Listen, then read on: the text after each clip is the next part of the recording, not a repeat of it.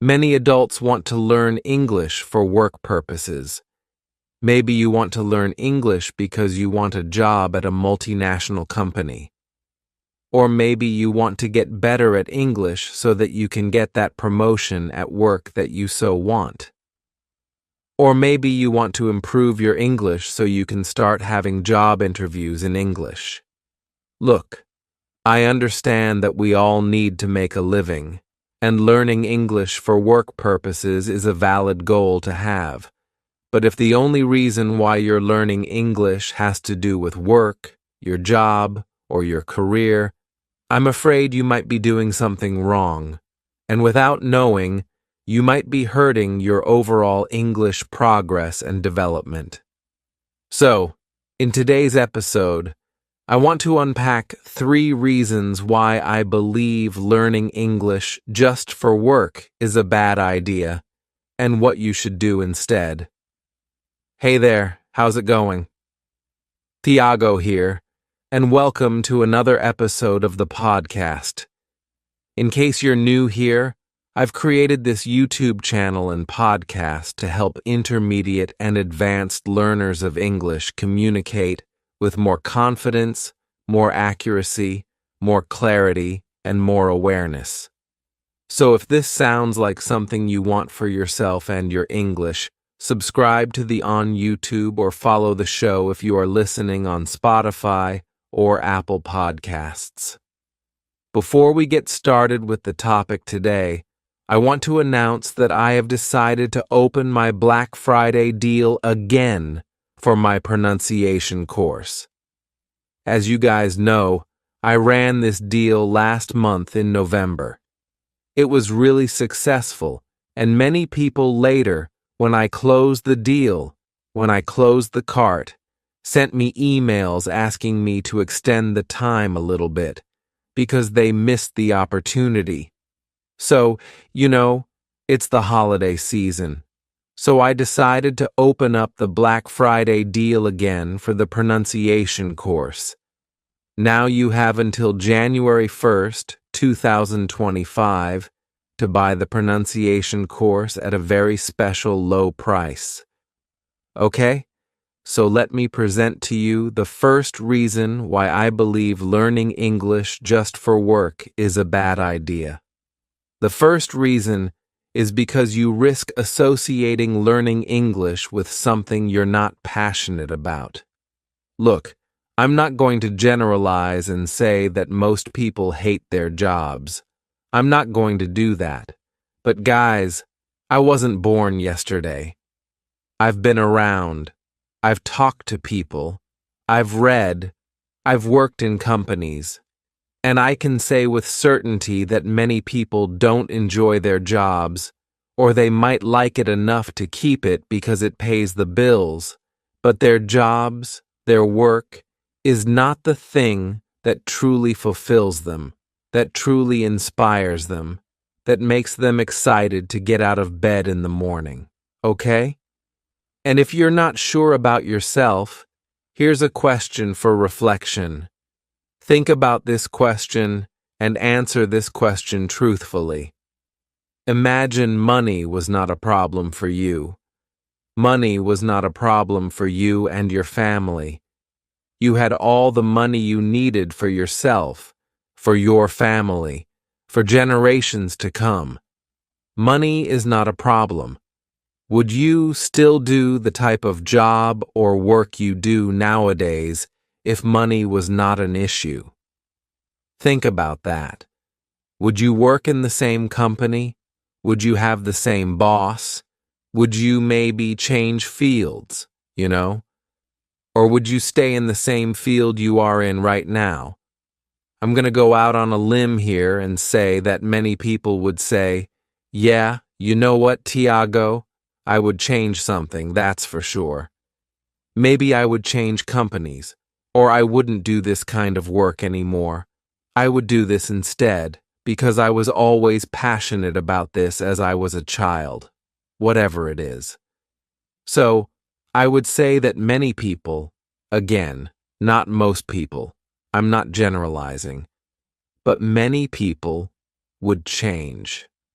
All right, Now, if you are one of the few people in the world that truly love what you do, that really gets excited about it on a regular basis, maybe you can't imagine doing anything else for work. This is what you were supposed to do all along. Kudos to you.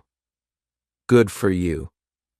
Appreciate that, because I view this as a privilege. If you have this feeling of passion and excitement about your work, and your work is actually part of who you are, it's not something you do, it's something you are. Kudos to you. Be thankful for that. But I would say that, for many people, that's not the case. So, having said all that, thinking about many people here that don't enjoy their jobs, or that would do something completely different if they had the chance. Why would you want to associate learning English with something that you're not that passionate about, like your job, your work, with something that you view as an obligation? It's something you have to do to pay the bills. It's not something you want to do. Why would you want to associate learning English with that? And it's inevitable. If your only reason for learning English is for work purposes, and you are not that passionate about your work is like, okay, it pays the bills. If you have that kind of attitude, chances are, even subconsciously, you also have the same type of attitude towards your English learning. If you view your job as an obligation, something you have to do, not that you want to do, and you learn English just for that, chances are you're also going to view learning English as an obligation, as something that you have to do, not that you want to do. All right? So what I want to propose here is, instead of having to learn English, you should be wanting to learn English. When you want to learn something, your attitude, how you go about it, is completely different from if you have to learn something for a specific purpose. So think about that. That's the first reason. You risk associating learning English with something you're not passionate about, like work. Then you risk looking at learning English as an obligation instead of something that you really want to do for yourself. That's the first reason. Now, the second reason why I believe learning English just for work is a bad idea is because I believe, guys, that learning English for work is not a compelling reason. It's not compelling enough, at least to me. It's not compelling enough. It's not inspiring enough. I've already shared my story here on the podcast about how I started learning English. I started learning English at 15, and back then, I wanted to become bilingual. I wanted to be bilingual. I wanted to be able to use my native language and the English language very well. I wanted to learn the language of my favorite actors, my favorite musicians. I wanted to understand my favorite rock songs, my favorite bands when they sang. Yes, I knew that, it might lead me to better opportunities work-wise, but that was never at the forefront when I started. When I started, I just wanted to learn the language because I liked it. The media I consumed was always spoken in that language, and I wanted to be bilingual. That was the main drive when I started. Then later, when I got older and when I started working, I realized that knowing English was actually an advantage in many ways, but I only found out about that later. It wasn't my main drive when I started, okay? So, I believe that learning English just for work is not compelling enough. It's not inspiring enough. All right? And it's very extrinsic as well, Usually people who come to me for classes, for example, and who want to improve their English for work, you know, what is the main motivator there? You want a better job. You want a better position in the company. You want more money, more status. These are great things. Don't get me wrong. I mean, I like those things too. But can you see that they are very extrinsic? They are very external. Which brings me to the difference between intrinsic motivation and extrinsic motivation. Here's an image to better illustrate that. This image illustrates the difference between intrinsic motivation and extrinsic motivation. Let's look at extrinsic motivation first. You see there, if you are learning something or doing something, and all you have is extrinsic motivation, that means that you are usually driven by outside external incentives, rewards. You are driven by rewards. You want to get something. That's why you're studying that thing. For example, you want to win. You see winning, you want to win in life, or you want perks at work. Perks are benefits, prizes, benefits, promotions, pay raises, bonuses. You see, this looks more extrinsic. Now take a look at intrinsic motivation. And that's actually the type of motivation that I want you to start developing within yourself when it comes to you and your English learning, but also in life. Because intrinsic motivation is much more powerful than extrinsic motivation. Look at some characteristics there of intrinsic motivation. Fun. You do something, you learn about something because it's fun. You like it. It's enjoyable. Self-expression. It's a way for you to express yourself fully to the world, who you are. Passion. It's connected to your passions, your interests, things that really ignite your curiosity, your excitement about the world. Intrinsic motivation also has to do with curiosity. You learn about something, you study something because you're curious about it. You want to find out more about it. Growth, personal growth. You want to grow as a person. You want to be all you can be. You want to live up to your full potential. That's why you're learning English. That's why you're studying this language. You see the difference? Purpose. Enjoyment, which is related to fun again. You see, so intrinsic motivation is something that comes from inside, from you, and is something much deeper. All right? Now, I'm not saying that extrinsic motivation is bad or that it doesn't work. It does work. Extrinsic motivation can be powerful as well, and it can work for a while. For a while. And that brings me to the third reason why I believe learning English just for work is a bad idea. Because if you only learn English for work, your chances of giving up along the way are higher. Because we've already determined here that learning English for work, for better money, better opportunities, better status, positions, whatever, this is all extrinsic motivators. And they can be powerful, they can work for a while, but it's going to be very hard to make your learning sustainable if you only have extrinsic motivators. To make your learning sustainable, you need intrinsic motivation. Intrinsic motivation is actually the drive that is behind you not giving up. And I've already touched on this many times here on the podcast.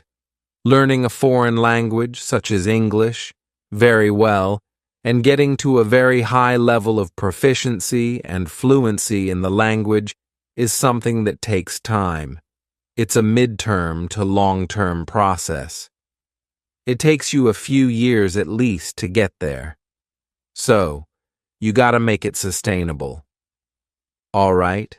Because if all you have is extrinsic motivators, maybe that initial excitement you have when you started is going to vanish very soon, after a few months, after a year, and then, if you don't have the intrinsic motivators to anchor you, you're going to give up.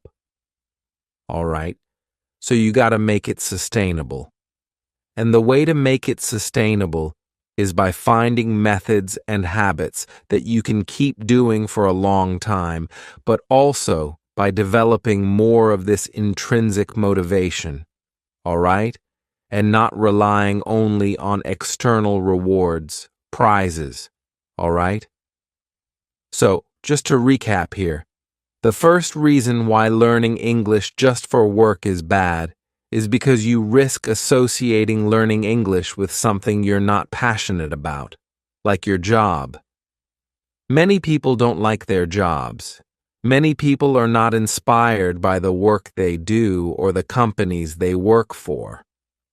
All right, so associating English with that, chances are you're going to view that as an obligation as well. And you're not going to put in all you could put in, because to you, learning English is just an obligation. It's not something you truly want to do for yourself. Reason number 2. I believe learning English just for work is not compelling enough as a reason. It's highly extrinsic, which brings me to reason 3. Your chances of giving up along the way are higher if you only depend on extrinsic motivators. So now that we have defined intrinsic motivation and extrinsic motivation, and we have also determined that developing more of your intrinsic motivation is much better to make our learning sustainable and our studies sustainable, let me give you here some tips to increase your intrinsic motivation. How can you do that? I actually found this really cool article on Forbes magazine. All right? And this article is actually talking about that, giving us some tips on how to improve our intrinsic motivation. But first here, I just want to read a couple of nice paragraphs from the article that I found interesting. Check it out. A 2021 study examining intrinsic motivation over time and how it impacts mental fatigue found that, with high intrinsic motivation, people can maintain their performance over time as they seem willing to invest more effort as time progresses than with low intrinsic motivation. If you're hoping to improve your performance or general outcomes, you're talking about learning English, but it could be in any area of your life. It could be personal or professional, by the way. It may be time to look inward. Inward is inside. Look inward to your intrinsic motivation. Increasing your intrinsic motivation can help you harness skills and improve your performance. And then the article mentions Stefan Falk. He is a performance expert and also the author of a book about intrinsic motivation. Here's what he says. He says that during moments of intrinsic motivation, you perform at your very best. You lose yourself in what you're doing and become one with the task. Really cool, right? So when you are in the intrinsic motivation mode, you perform at your best. And I love this. Becoming one with the task. Have you ever done something? Maybe you are working on a project or something, or even studying, and you just lost track of time? You were so engrossed in the activity, you were so involved that you didn't even see time passing. This is becoming one with the task, and that's how I want you to feel when you sit down to have an English class with your teacher, when you sit down to practice your English with a podcast, a movie clip, or just study some grammar. I want you to be one with the task. The way to get there is by having an intrinsic type of motivation while you're learning the language in the first place. So here are some tips that the article gives us. Number 1, identify the big picture. Understand how your actions fit into the big picture. If you don't feel like you're contributing value, you're more likely to become demotivated, as most people have a psychological need to feel their efforts aren't in vain. So, it's very important for you to reflect on why you're learning English in the first place. What is the big picture of you becoming fluent in English, and how is this activity of learning English and improving your English adding value to your life, to your family, to you as a person? And how is it going to add value to your future? So you got to think about that. Reason number 2, or tip number 2, start with easy tasks. Be action-oriented and strive to perform simple tasks immediately. The idea is to collect easy wins. I also call them small victories or small wins, right? Feel-good hormones are released in our brains when we check items off our to-do lists. This makes us feel accomplished and more motivated. So, as a suggestion here, maybe every morning you can write down a simple list of maybe 3 or 5 items related to English learning that you want to take off on that day. Maybe one of them could be listening to a podcast in English for 15 minutes. The other could be studying about a grammar topic you really struggle with. And the other could be having the class with your teacher if you have private classes or if you go to school. And then, as you do these tasks throughout the day, you just take them off. This is good for our brains. We start feeling good about it because we feel like we are making progress. This reminds me also of that idea of making our bed in the morning. Yeah, I'm sure you have seen that before. The idea that the first thing you should do when you get out of bed in the morning is make your bed. Why? Because it already puts you in action mode for the day, and it's already a small victory, a small accomplishment or win that you have for the day. It's like the first item is already crossed, Okay, my bed is made, it's organized. Now what's next? You see? Tip number 3, according to the article, avoid mindless repetition. Changing how you approach something organically makes it more interesting. The next time you're faced with what you deem as a mindless task, a boring, repetitive task, think about how you can make it more challenging. What can you do to make something feel exciting? For example, can you set a goal to achieve something faster with the same result or better? Learning English, for the most part, should be fun. But I also know that there are certain aspects of English learning that are not so fun. They're kind of boring, and it varies from person to person. Maybe for you, it's writing. You hate writing. Maybe for you, it's grammar. You hate studying grammar. You find it boring. Or maybe for you, it's pronunciation. You don't have the patience to really practice the sounds of English and really get them right. Whatever it is, there is at least one thing about English learning that you don't feel very passionate about, and that's okay. So, with those things, how can you make them more interesting for you, more challenging?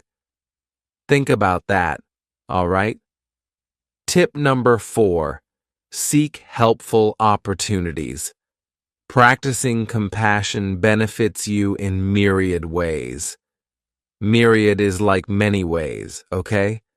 Participate in activities that you find rewarding, especially if you're able to help someone or help a cause important to you.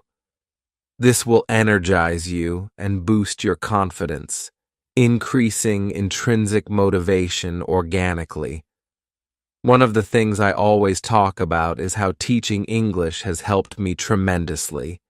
It has helped me become a better speaker of English, and also it's helped me like the language even more and like learning about the language even more, because now I'm helping people improve their language skills in English. So if you are already at an intermediate level, find someone who is maybe a beginner or not as advanced as you and help that person teach some things to that person.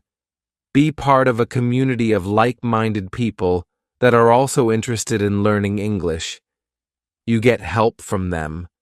They also get help from you. All this is good for increasing your intrinsic motivation. Okay? Tip number 5. It's a big one. Focus on solutions. Negative thoughts, when unmanaged, slow your brain down, increase your stress levels, and make it more challenging to solve problems. Overcome negative thoughts by focusing on solutions instead. Set aside 15 to 30 minutes each day for self-reflection. Self-reflection helps to decompress and better understand what's driving your feelings, allowing you to address those things as opposed to avoiding them, making you more equipped to find solutions and move forward. I've already touched on this topic before, the importance of self-awareness, developing your self-awareness as a learner, and having a moment, maybe weekly, maybe monthly, where you actually sit down and reflect about your overall English development, your English progress, your approach to learning the language. Maybe you have to change something in your approach. Maybe you have to add something, delete something. This self-reflection, this checkpoint, let's say, should be done regularly. Check in with yourself and analyze your progress, your approach to learning. Finally, tip 6 from the article is reframe tedious tasks. Similar to mindless repetition, things you deem tedious may feel like a waste of time, but reframing them from boring to rewarding allows you to tap into your intrinsic motivation. All right? So look for how a task, whether tedious or not, adds value and increases intrinsic motivation. Again, maybe you're not that passionate about writing. Okay, maybe you think writing in English is boring. How can you make it more fun or more rewarding for yourself? Reframing is about changing the way you think about something. Maybe you think about something in a negative way. How can you think about that from a more positive way? All right? One idea here about writing is understanding that, okay, if I want to be a better speaker of English, I need to become a better writer, because by becoming a better writer, I'm going to be better at organizing my ideas and presenting my ideas in a clear way. And that's going to help me become a better speaker. This is one example of trying to frame something boring into something more positive and constructive. All right? So guys, these are some final words that I have for you now. Remember, why you learn English for work is a valid reason. It is not compelling and inspiring enough, and it risks the sustainability of your studies. Instead, you should work on developing your intrinsic motivation for learning English. Intrinsic motivation can be applied to all aspects of your life, and it has proven to be an effective way to improve performance, reach and exceed goals, and boost your overall sense of well-being. So, think about that. Now, Before we wrap up today's episode, it's time for the Learner's Corner, and I have here a very nice audio message from Christian Parado from Colombia. All right. So, let's listen to Christian from Colombia and see what he says. Hey, Shago, how is it going? I'm Christian from Colombia. I just wanted to say that your videos, I find them really useful, so entertaining. Yeah, you have like all that magic to share your ideas, and this moment, I'm studying English because in the past I was doing it. I was studying as well, but then I tried to make a life as a musician, playing my guitar from time to time. And then all day long, 24/7.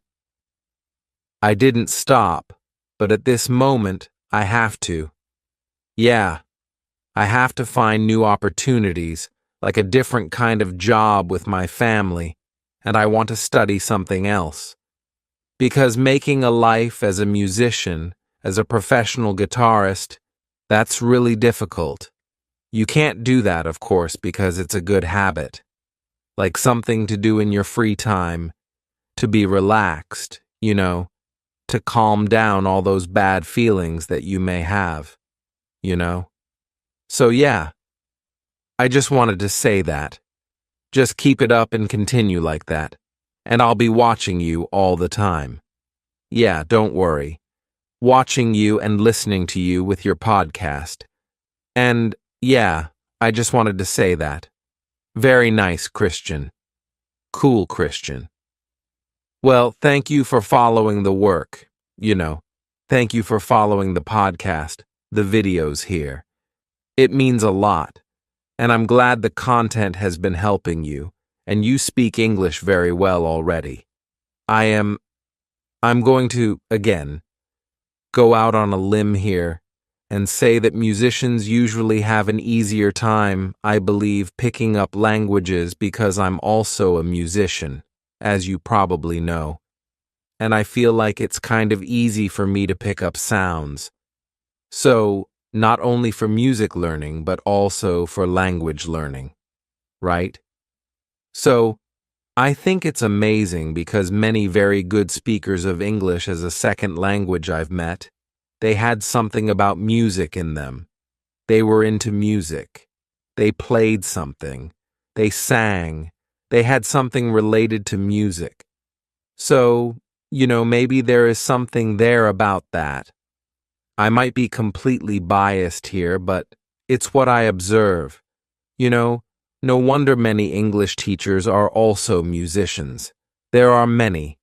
I think there are so many English teachers who play guitar, who sing, because I think there is something to it. There is something related to music and language learning for sure. I totally relate with what you shared here.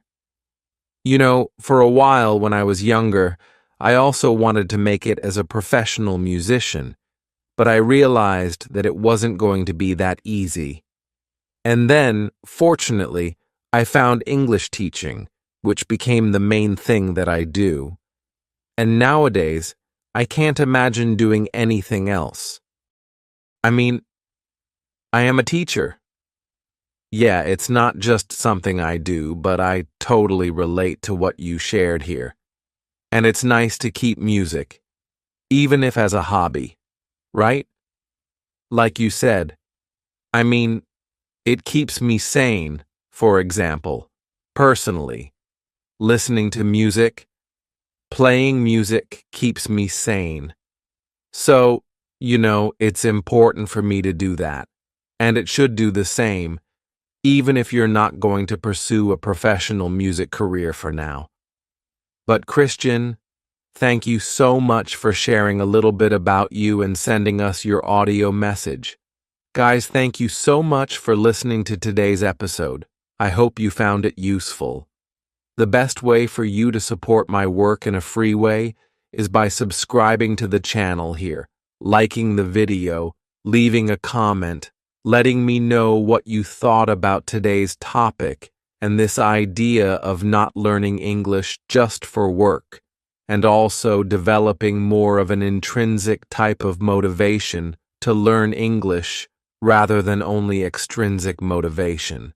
So, leave your comments here, letting me know what you thought about it. And if you're on Spotify or Apple Podcast, you can leave me a 5-star review and follow the show so you don't miss a single new episode. So I'm signing off. I'm Tiago. Thank you so much, and I'll be talking to you very soon in the upcoming episode. Bye-bye.